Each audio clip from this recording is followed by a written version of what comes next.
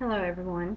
This is my lesson on literary elements, and I will start off by reviewing what we learned last week, which was a story element: setting, characterization, and plot. We will define all those and make sure the kids understand them and they remember what we learned. And also we will do this by reading aloud a short story called The Boy Who Cried Wolf, and I will be able to ask them questions to evaluate the comprehension of the story, and I will give them a story map so for them to retell the setting, plot, and characterization of the story. And I will guide all of this on the smartboard. Okay, this is the short story, and I think we've all heard it before, The Boy Who Cried Wolf. And I got this off of Engage New York, and it's an anthology full of children's fables, and they're all short stories, and it even gives questions the teachers can ask the students, and it has vocabulary words in them. It has a lot of activities also that goes along with that, so I thought this was a really neat site. Okay, and then this is my story map. Okay, and up here we have characters, setting, problem, solution, beginning, middle, and the end. And so we'll work on this together and just make sure that they're doing a good job and that they get a good understanding of what these elements are.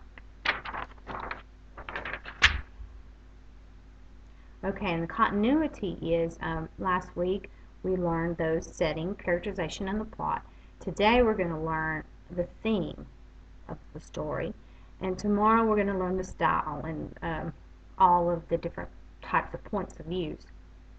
Okay, and the learning in importance is that learning the narrative of structure will help students to process, remember, and comprehend most literary text. Okay, and on my motivation, before I show my video that I have, I'm going to have a discussion with the class and just brief them up on the theme and what it is, and have just a little discussion with them over this. And I'm going to have them to take out their learning log so that they can take notes. Okay. So the theme of a story is usually a message that the author is trying to give, and the theme is a meaning or a moral, and it's not usually something that's written. It's just something that you have to think about. And in order to understand the theme, you must pay special attention to the main character, how he or she has changed, grew, or dealt with the conflict or the problem. Did the main character learn anything? Did you learn anything? Finding the theme of a story is like digging for a treasure. Okay. And I will display a poster of different themes, commonly used themes.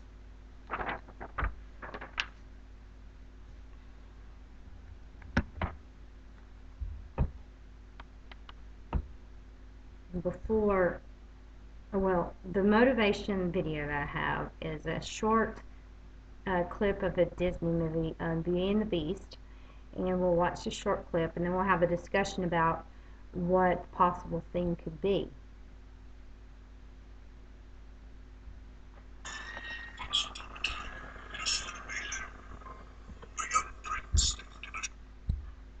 Whoops.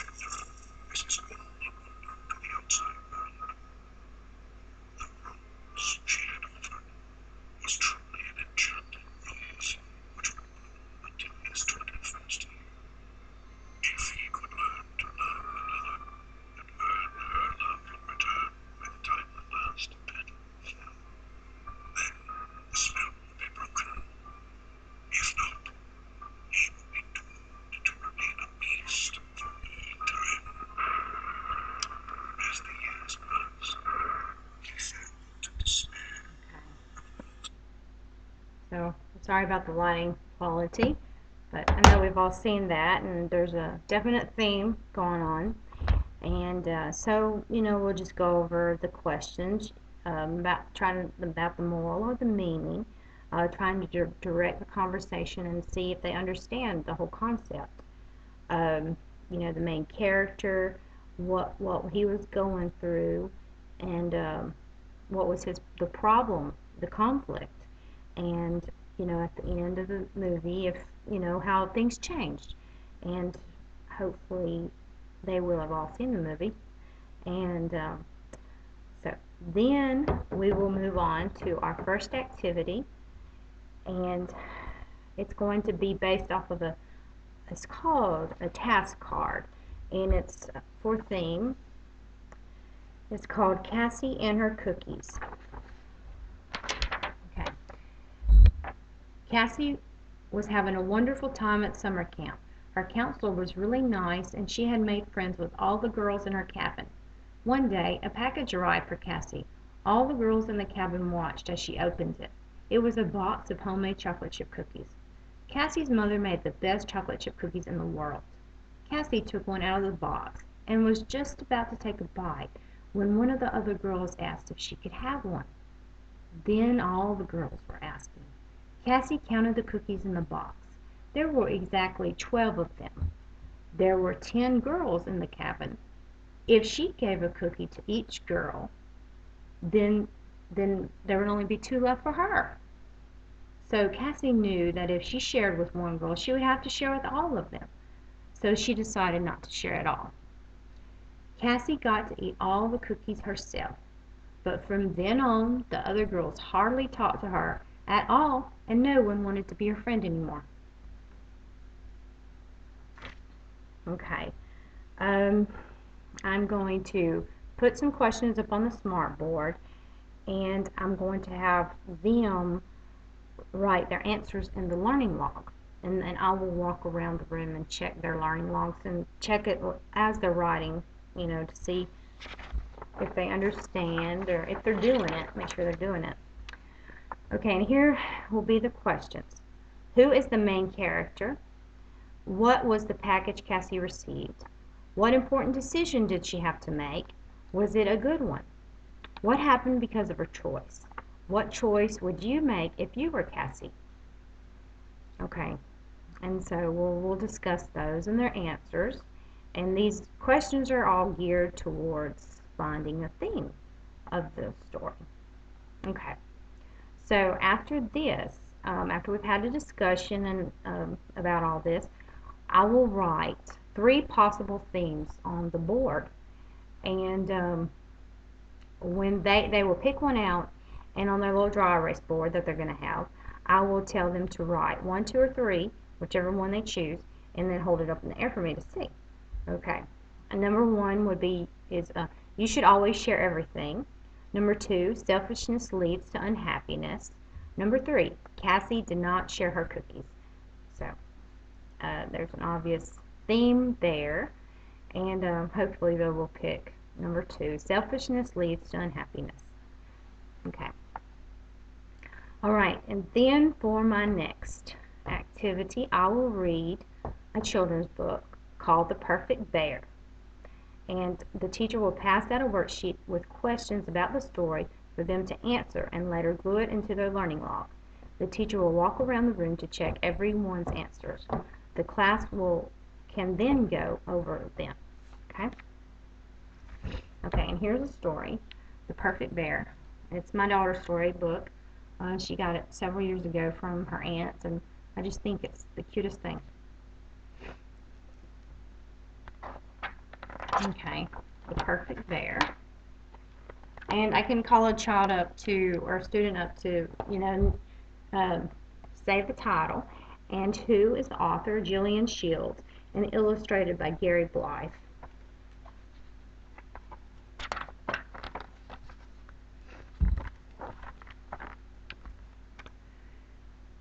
There once was a girl who was a bit like you.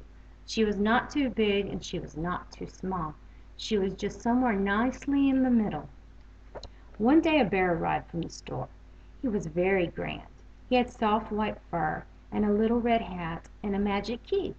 When the girl turned the key, the bear sang a song. He was very proud of his finery. Finery is the word that they're using for his music box. Okay.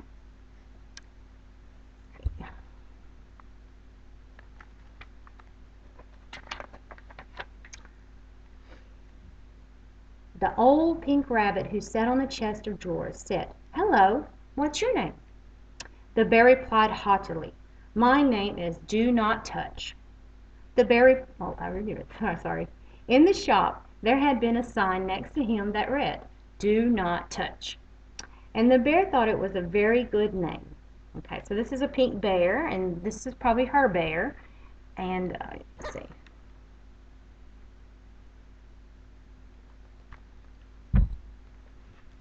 But the girl didn't seem to understand. She wanted to touch him and hold him and play with him. The bear didn't like this one little bit. The girl took the bear to the park, but he lost his hat. She took the bear to the beach, but his fur became full of sand. His hat blew off. Okay, and he's out in the rain. She left him out in the rain. And all the expressions on the bear, show what the story is talking about. He's either sad or he's, surprised or something. She painted his picture but accidentally splashed him. Once she even left him out in the rain. The bear was very angry that his white fur was getting dirty.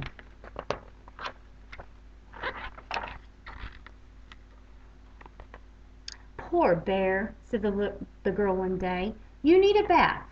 The Do Not Touch bear trembled with fear. The soap stung his eyes. The clothespin pinched his ears. And when he was dry, his beautiful soft white fur wasn't as white or soft or beautiful as it had been before.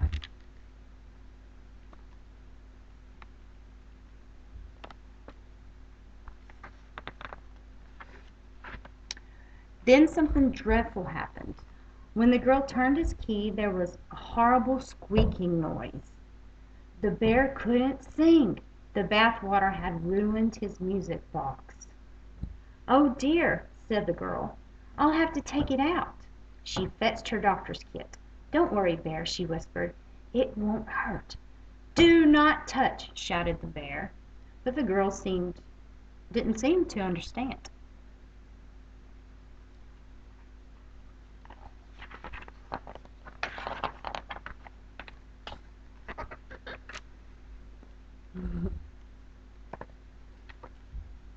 When she had finished, the girl held the bear in front of the mirror. He saw a small gray reflection with a hollow place in its center sewn up with big black stitches. The bear sighed. It didn't matter if people touched him now. He wasn't a do not touch bear anymore. He was just any old bear. But the girl said a strange thing. "You're much more cuddly without your music box, Bear." And she started to take him to bed with her every night. The bear liked the night, when no one could see how shabby he had become. Every night the girl held him close and told him stories. When she fell asleep, the bear wouldn't lie awake, his brown eyes gleaming as if they had tears in them.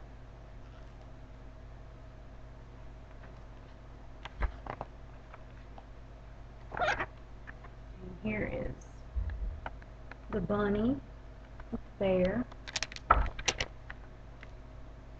The old pink rabbit looked down and asked kindly, "What's the matter, Bear?" "I want all of my finery back," cried the bear, "so that everyone will admire me."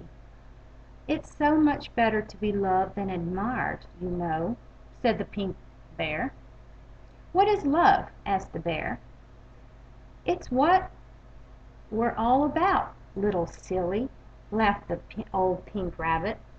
"Hats and fur and keys don't matter.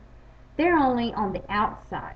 It's what's on the inside that's important." The bear started to wonder what was on the inside of the girl. He noticed that she dressed him warmly if it was cold. She gave him honey to eat. She sewed up the black hole in his middle when it came apart. And one night the girl said softly, "I love you, Bear," before falling asleep. But the bear stayed awake all night thinking.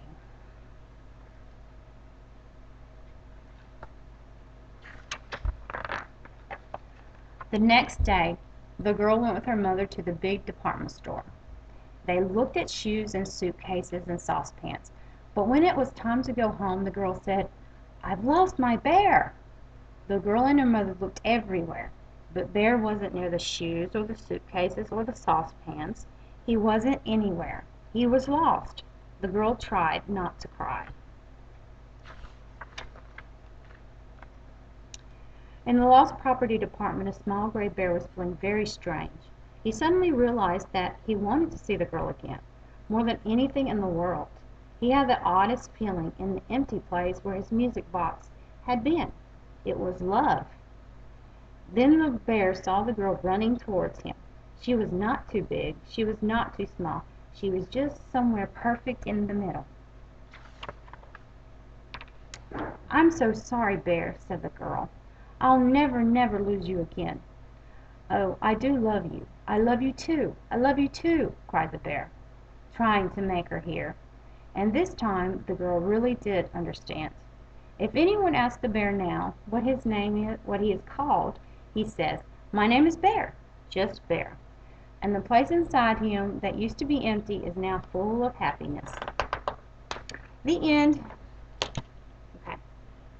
So, it's kind of difficult to do this on a little webcam. Okay, so I will, like I said, give them copies of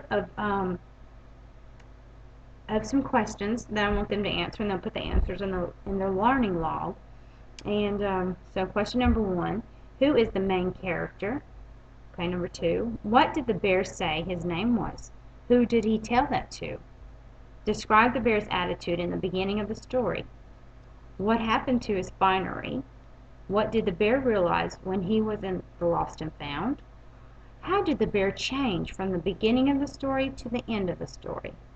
What did he learn? Okay, then I'll lead the class into a discussion about how the story relates to their life and how the story could also reflect human emotions. So, by that, I can talk to them about their favorite stuffed animal, about how they felt about the story. Maybe, I said, it might reflect human emotions, which are love, and it's not what's on the outside that matters, it's what's on the inside that matters. And see, I will show them my stuffed animals I brought in. They're my daughters, and this one is Allie. My daughter is 10, and she's had her since she's about 4. And well, she's been washed many, many times. I washed her because she really stinks. Because Savannah carries her around everywhere. She'd eat with her, take her to the bathroom with her, do everything with her, and she could not leave the house without her. So she really, really stank, and she really got dirty. So, but I washed her a lot, and she did have, you could press her paw right here, and she would start giggling. Well, after a while, it stopped working, and I'm pretty sure it's because I washed her so much. But anyway, this is her favorite stuffed animal, and it did not matter to her that she's not as fluffy as she used to be, or that her giggle box doesn't work anymore. She still loves her, and and also her daddy gave her this, so maybe it's very important to her because her dad gave it to her. So, but anyway, I just wanted to share that, and I'll share that with the class, and that might spark a conversation about the story and about what it means to them. Okay. Okay, so let's see, for the closure of the story, the learner will work in small groups on a worksheet where they will work together to come up with sentences stating the theme. Okay, so I have this theme and worksheet, and they put the theme up here, they write the theme up here, and they put 3 supporting ideas, okay? And they'll be in groups so they can brainstorm on this, and Then, after I give them some time, they can go up to the front and they can read this to the class. Okay, and for homework, I will give them a copy of The Boy Who Cried Wolf, and they will take it home and they'll read it to a family member. And then they can complete a worksheet on vocabulary words taken from the story. Okay, and for early finishers, I'll allow students to work in a small group. They will be given a copy of the fable Peter Rabbit to read aloud to each other. They can take turns reading to each other and then telling the story to each other in their own words, identifying the story structure. For special needs, the teacher or the parent will read The Boy Who Cried Wolf to them as a group, making sure to point out details, characterizations, and important events, as well as ask questions while reading, and have the group retell the story. Okay, and remediation. Work in small groups and listen to The Perfect Bear as it is read aloud by a peer, tutor, or a teacher. Answer basic story structure questions and record answers on a story map. Okay, so for the enrichment, I thought I would give them a choice. They could either work with the early finishers or they can be a peer tutor to the remediation group. And I thought they could whoever the volunteer was could read the story The Perfect Bear to them, and I will give them prompt questions about different story structures. I'll put those up on the board, and the group can work together to answer these questions and record them on a story map. If they cannot answer the questions, the student answer will answer it for them, and then have the students repeat the answers to her. Okay. And the parent or teacher will be walking around the room observing and assisting the groups. All right. Thank you.